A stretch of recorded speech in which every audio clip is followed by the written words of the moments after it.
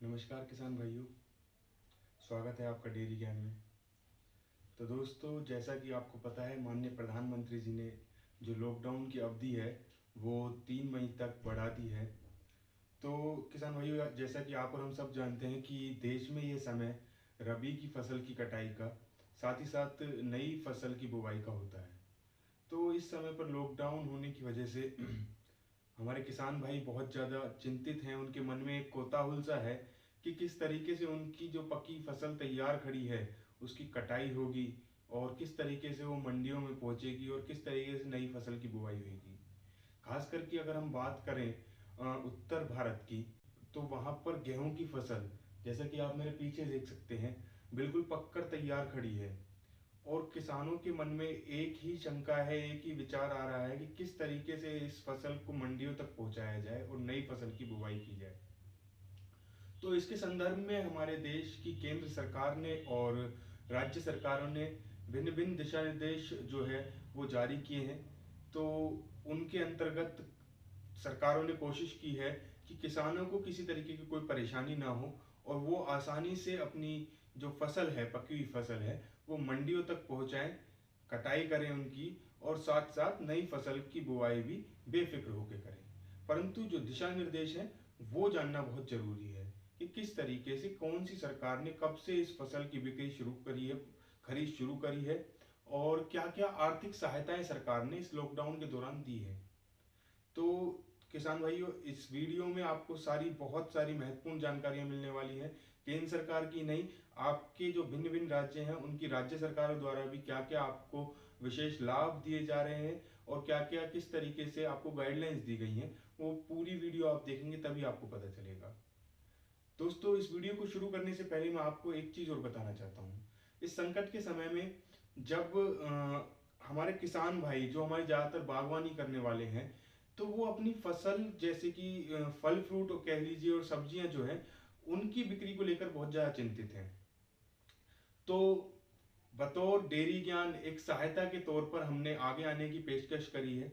और हम क्या कर रहे हैं कि हम क्रेता और विक्रेता को मिलाने की कोशिश कर रहे हैं कि किसान भाइयों की जिनकी फसल जो है वो सब्जियां हैं, फल फ्रूट हैं, वो हम खरीदारों को डायरेक्ट उनके द्वारा ही खरीदवाने की कोशिश कर रहे हैं।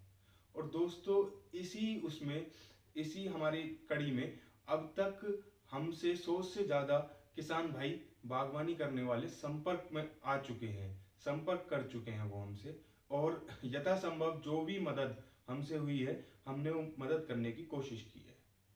जिससे हमारा इसमें एक ही उद्देश्य है कि किसान भाइयों को नुकसान ना हो, उनकी फसल बिक जाए, साथ ही साथ उनको उचित दाम मिल जाए और देश में भी इस प्रकार की कमियां ना दिखे सब्जियों की और फल फ्रूटों की। यहाँ तो किसानों की फसल खराब हो और वहां देश में ऐसा लगे कि फल फ्रूट और सब्जियों की बहुत कमी हो रही है। तो दोस्तों, अगर आपको भी, आप में से भी कोई इस चीज को लेकर के चिंतित है, तो आप हमसे हमारे नंबर पर कांटेक्ट कर सकते हैं। नंबर आपको स्क्रीन पर भी दिख रहा है, मैं आपको बता भी देता हूँ। 87 69 36 77 20, 87 69 36 77 20। इस नंबर पर आप हमसे कांटेक्ट कर सकते हैं। अगर आपकी कोई परेशानी आपकी सब्जी और फल फ्रूट की बिक्री के बारे में है, तो हम कोशिश करेंगे कि जल्द से जल्द, कम से कम 24 घंटे का समय इसमें हमें आप दीजिएगा, उसमें हम आपकी जो है सब्जी और फल फ्रूट को बिकवाने की कोशिश करेंगे। तो चलिए दोस्तों, आज की इस वीडियो को शुरू करते हैं। तो दोस्तों, सबसे पहले हम आपको बताएंगे कि किस तरीके से केंद्र सरकार ने जो है गाइडलाइंस जारी की हैं, क्या दिशा निर्देश दिए हैं और क्या क्या उन्होंने लॉकडाउन करने के दौरान किसानों को आर्थिक सहायता देने की कोशिश की है। तो सबसे पहली जो बात आती है इसमें, कि जब लॉकडाउन बंद हुआ था तो उस दौरान माननीय प्रधानमंत्री जी ने करीब करीब 16,000 करोड़ रुपए प्रधानमंत्री सम्मान निधि योजना के तहत किसानों के खातों के लिए जारी किए थे। तो वो ज्यादातर किसानों के खातों में डायरेक्ट पहुंच रहे हैं। उसके बाद में जो दूसरी चीज आती है, किसान भाइयों, सरकार ने एक टोल फ्री नंबर जारी किया है, जिसे कि सरकार ने अखिल भारतीय कृषि परिवहन कॉल सेंटर के नाम से जारी किया है। दोस्तों, इस बीच में अभी क्योंकि लॉकडाउन की जो समय अवधि है वो बढ़ा दी गई है, तो उसके साथ साथ किसान के साथ में होने वाली गतिविधियों में भी केंद्र सरकार की ओर से बहुत सारी राहतें मिली है। कि किसानी खेती में होने वाली किसी भी गतिविधि पर अब सरकार ने रोक के दायरे बहुत ही सीमित कर दिए हैं। किस प्रकार से कि कोई भी खाद बीज की दुकान है, कीटनाशक की दुकान है, अब वो खुल सकती हैं, या उनसे रिलेटेड कोई इंडस्ट्री है जो मैन्युफैक्चरिंग कर रहे हैं, वो भी अब खुल सकते हैं। दूसरे नंबर पे किसानी खेती करने के लिए जो मशीनरी की जरूरत पड़ती है, तो नई मशीनरी के लिए खरीदने की दुकानें भी खुल गई हैं। साथ ही साथ स्पेयर पार्ट्स और उनकी मरम्मत करने वाले मिस्त्रियों की दुकानों को भी सरकार की तरफ से राहत दी गई है, तो वो भी अब खुल सकती है। इसके बाद में किसान भाइयों, सरकार की तरफ से जो अगली चीज है केंद्र सरकार की ओर से, कि दूध और दुग्ध उत्पादों से रिलेटेड जितनी भी इंडस्ट्री हैं उनको भी खोल दिया गया है। साथ ही साथ दोस्तों, फसल को काटने के लिए जितने भी उपकरणों की या मशीनों की जरूरत पड़ती है, उनकी एक राज्य से दूसरे राज्य में जाने के लिए अब कोई अनुमति लेने की जरूरत नहीं है। जैसे कि कंपाइन वगैरह जो ये मशीनरी होती हैं, इनको एक राज्य से दूसरे राज्य में मूवमेंट करने के लिए अब किसी प्रकार की कोई अनुमति लेने की आवश्यकता नहीं है। ये आराम से एक राज्य से दूसरे राज्य में जा सकती है। तो दोस्तों, ये तो थी केंद्र सरकार की ओर से जो कुछ आपको कुछ राहतें दी गई हैं। अब हम बात करते हैं कि हमारे पास में आप विशेषतः बात करें तो उत्तर भारत में तो ये किसान जो है गेहूं की फसल एक मुख्य फसल है, जो कि इस टाइम अभी कटाई का दौर और मंडी में पहुंचाने का दौर चला हुआ है। तो हम बात करते हैं उन्हीं कुछ राज्यों की, जैसे कि हरियाणा, पंजाब, राजस्थान, मध्य प्रदेश, उत्तर प्रदेश, इन राज्यों की हम आपसे बात करते हैं। तो सबसे पहले हम बात करते हैं हरियाणा प्रदेश की। हरियाणा में जो मुख्यमंत्री मनोहर लाल खट्टर ने किसानों को सुविधा देने के लिए कुछ विशेष जो योजनाएं लागू करी हैं, उनमें 15 अप्रैल से सरसों की खरीद शुरू की गई है। उसके बाद में 15 अप्रैल से सरसों की खरीद शुरू करने के बाद में 20 अप्रैल से गेहूं की खरीद शुरू की जाएगी। पर दोस्तों, आप निश्चिंत रहिए, अगर 15 से और 20 अप्रैल के बीच में आप सरसों की अपनी जो फसल है उसे नहीं मंडी तक पहुंचा पाते, तो निश्चिंत रहिए, उसके बाद में एक बारी गेहूं की फसल की खरीद के बाद में आपको दोबारा अवसर दिया जाएगा। तो दोस्तों, इसमें मुख्यमंत्री मनोहर लाल खट्टर ने जो गेहूं की फसल की खरीद से पहले एक नीति जो दी है, उसमें यह है कि मेरी फसल मेरा ब्यौरा जो पोर्टल है, किसानों को उस पर रजिस्ट्रेशन कराना होगा। तो उस पर रजिस्ट्रेशन कराने के बाद ही किसान अपनी फसल को मंडी में ला पाएंगे। उसके लिए किसानों को मैसेज के द्वारा आमंत्रित किया जाएगा, या फिर उनको एक बताया जाएगा कि आप अपनी फसल को मंडी में ला सकते हैं। साथ ही साथ मुख्यमंत्री द्वारा इस अगर मंडी में जो किसान आते हैं उनको फ्री सैनिटाइजर और मास्क दिए जा रहे हैं। सोशल डिस्टेंसिंग का भी विशेष ध्यान रखने के लिए कि ज्यादा भीड़ भड़का ना हो, अफरा तफरी ना मचे मंडियों में, तो वहां हरियाणा में मंडियों की संख्या भी बढ़ा दी गई है। जो कि पहले 470 हुआ करती थी, अब उन्हें उप केंद्रों या फिर खरीद केंद्रों सहित 2000 तक कर दिया गया है। दोस्तों, इसी के साथ साथ मुख्यमंत्री ने इसमें जो एक विशेष सुधार किया है कि अब जो आड़ती हैं, जो सरकार की तरफ से जिन्होंने रजिस्ट्रेशन करा रखा है, वो किसानों के घर से भी फसल खरीद पाएंगे, उसमें भी उनको कोई रोक टोक नहीं होगी। साथ ही साथ व्यापारी अपने निजी खरीद केंद्र भी बना सकते हैं, मंडी से अलग निजी खरीद केंद्र भी बना सकते हैं, जिससे कि मंडी में भी भीड़ भड़ाका ना हो, और साथ ही साथ वो गांव में जाकर भी अपनी फसल को, किसानों की फसल को वहां से ले सकते हैं। इसके साथ साथ ही मुख्यमंत्री मनोहर लाल खट्टर ने, क्योंकि अभी जैसे बहुत ज़्यादा किसानों को मंडी में आने की इजाज़त नहीं होगी, क्योंकि सबको धीरे धीरे बुलाया जाएगा, तो किसानों को भी उस जो विलंब होगा उसके लिए मुख्यमंत्री मनोहर लाल खट्टर ने किसानों को एक विशेष सहायता देने की नीति बनाई है, जिसमें कि उस देरी के लिए उन्हें होल्डिंग इंसेंटिव के नाम से कुछ अनुराशि दी जाएगी, जिससे कि किसानों को भी ऐसा लगे कि मेरी फसल भी लेट गई है और मेरे को कोई सहायता भी अलग से नहीं मिली है। इसके साथ साथ दोस्तों, किसानों को एक विशेष छूट देते हुए या फिर लाभ देते हुए सरकार ने यह योजना बनाई है कि जो किसान भाइयों को, जिन किसान भाइयों को मार्च, अप्रैल और मई के महीने में अपने केसीसी या फिर सॉफ्ट लोन भरने थे, जिससे कि समय पर भरने पे ही उन्हें ब्याज दर में छूट मिलती, तो वो अगर उसमें सक्षम नहीं है तो वो 31 मई तक अपना लोन भर सकते हैं, जिससे कि उन्हें ब्याज दर में छूट मिलेगी। उनकी ब्याज दर की छूट में कोई दिक्कत परेशानी नहीं आएगी। माफ कीजिएगा, वो समय अवधि 30 जून तक बढ़ाई गई है। ठीक है दोस्तों, ये तो थी हरियाणा की बात। अब हम आते हैं हरियाणा के ही नज़दीकी राज्य राजस्थान पर। दोस्तों बात करते हैं राजस्थान सरकार की। तो राजस्थान सरकार ने भी 15 अप्रैल से ही गेहूं की फसल की खरीद शुरू करने का फैसला लिया है। साथ ही साथ राजस्थान सरकार ने जो व्यापारी हैं, आड़ती हैं और जो ग्रामीण सहकारिता समिति हैं, उनकी मदद से 460 घोन मंडी बनाने का उद्देश्य रखा है, जिससे कि मंडियों में अफरा तफरी ना मचे। साथ ही साथ जो किसान भाई अनुसूचित जाति क्षेत्र से आते हैं, उन्हें 5 किलोग्राम प्रति किसान के हिसाब से संकरा मक्का का बीज दिया जाएगा, वो भी बिल्कुल निःशुल्क, जिससे कि वो अपनी आगामी मक्का की बिजाई भी कर सकते हैं। इसके साथ साथ 10 लाख सीमांत किसानों को, जो सीमांत क्षेत्रों में बसते हैं, उनको 0.4 हेक्टेयर प्रति के हिसाब से 1.5 किलोग्राम प्रति किसान को बाजरा का बीज दिया जाएगा, जिससे कि वो वहां पर अपनी बाजरे की बिजाई भी कर सकते हैं। दोस्तों इसके साथ साथ जो सरकार ने एक विशेष छूट दी है कि जिन उपभोक्ताओं, बिजली उपभोक्ताओं के जिनके खेती के मीटर हैं, उनके जो मार्च, अप्रैल और मई के जो बिल होंगे वो अपने 31 मई तक आराम से दे सकते हैं, आराम से भर सकते हैं। इसमें दोस्तों सरकार की तरफ से एक और दिशा निर्देश है कि जो व्यापारी हैं, एफपीओ तथा एफपीसी, वो सीधे खरीद कर सकेंगे।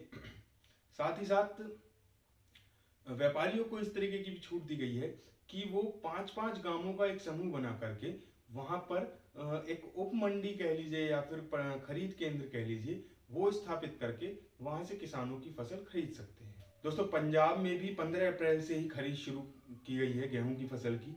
15 अप्रैल से जो सरकार ने समय अवधि रखी है, वो 31 मई तक की समय अवधि रखी है कि 31 मई तक वो अपने प्रदेश का सारा गेहूं खरीद लेंगे।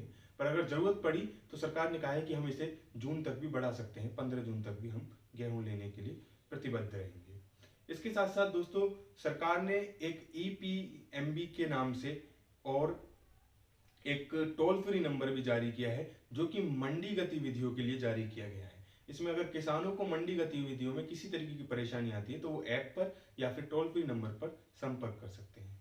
दोस्तों सरकार ने यहाँ पर, पंजाब सरकार ने सोशल डिस्टेंसिंग का जो विशेष ध्यान रखने के लिए और किसानों की सेहत का विशेष ध्यान रखने के लिए इस संकट के समय में मंडियों में कुछ विशेष सुविधाएं कराई हैं। जैसे कि आप कह सकते हैं कि मंडियों में सरकार की तरफ से पॉइंट मार्केटिंग की गई है, जिससे कि आप कह सकते हैं कि 1 मीटर की दूरी प्रत्येक किसान में बनी रहे। साथ ही साथ समय समय पर सैनिटाइज करने की भी वहाँ पर सुविधा रखी गई है, जैसा कि आप फोटो में भी देख सकते हैं कि यहाँ पर किस तरीके से पॉइंट मार्किंग की गई है। और इसके साथ साथ मंडियों में यहाँ पर भी सैनिटाइजर और मास्क दिए जाएंगे। दोस्तों सरकार ने मंडियों में अफरा तफरी ना मचे, इसके लिए कुल 22 जिलों में 153 मंडियां, 280 उप मंडियां तथा 1434 निजी खरीद केंद्र सहित 3691 कुल खरीद केंद्रों को चिन्हित किया है। यहाँ पर किसान अपनी फसल आराम से दे सकते हैं, उनकी फसल जो न्यूनतम समर्थन मूल्य होगा उसी पर ली जाएगी। दोस्तों इसके बाद बात करते हैं मध्य प्रदेश की। मध्य प्रदेश में जैसे कि अभी आपको पता है कि नई सरकार बनी है, वहां पर शिवराज सिंह चौहान ने अभी कार्यभार संभाला है, पर संकट के समय में उन्होंने किसानों को कोई परेशानी ना हो, इसके लिए विशेष उन्होंने भी ध्यान दिया है। यहाँ पर उनका बार बार कहना यही है कि किसान भाइयों को मंडी में आते समय सोशल डिस्टेंसिंग का जरूर ध्यान रखें। साथ ही साथ कोशिश करें कि किसी बड़े बुजुर्ग को मंडी में ना भेजें। जितनी कोशिश हो, नौजवान लोग हैं, जो जवान लोग हैं, वो ही मंडियों में अपनी फसल को लेकर आए, क्योंकि बड़े बुजुर्गों को इस बीमारी से खतरा ज्यादा है। यहाँ पर सरकार ने मंडियों की संख्या भी बढ़ाई है। साथ ही साथ यहाँ पर 15 अप्रैल से ही जो है गेहूं की फसल की खरीद शुरू की गई है, और उसके साथ साथ 15 अप्रैल से ही चना और मैसूर की फसल की खरीद भी शुरू की गई है। दोस्तों यहाँ पर जो प्रोसीजर अपनाया गया है फसल लाने के लिए, उसमें किसानों को एक SMS भेजा जाएगा, और SMS भेजने के बाद ही किसान मंडी में अपनी फसल को लेकर आएंगे। यहाँ सरकार ने कुछ रणनीति इस तरीके से बनाई है कि एक व्यापारी के पास में, एक आढ़ती के पास में एक दिन में 10-12 ही किसान अपनी फसल को लेकर आए, जिससे कि बहुत ज़्यादा अफरा तफरी का माहौल ना रहे और सोशल डिस्टेंसिंग का भी ध्यान रखा जा सके। दोस्तों, अब जो अगला जो हमारा राज्य है, यहाँ पर हम बात करते हैं अब यूपी की, उत्तर प्रदेश। दोस्तों, उत्तर प्रदेश सरकार के मुख्यमंत्री योगी आदित्यनाथ, साथ ही साथ वहाँ के जो कृषि मंत्री हैं, उन्होंने इस बार कुल 55 लाख मिली टन गेहूं की खरीद का अपना जो है वो निर्धारित किया है कि 55 लाख मिली टन गेहूं उन्हें खरीदना है। साथ ही साथ इसकी खरीद के लिए कुल 5500 मंडियां या फिर खरीद केंद्र चयनित करे गए हैं।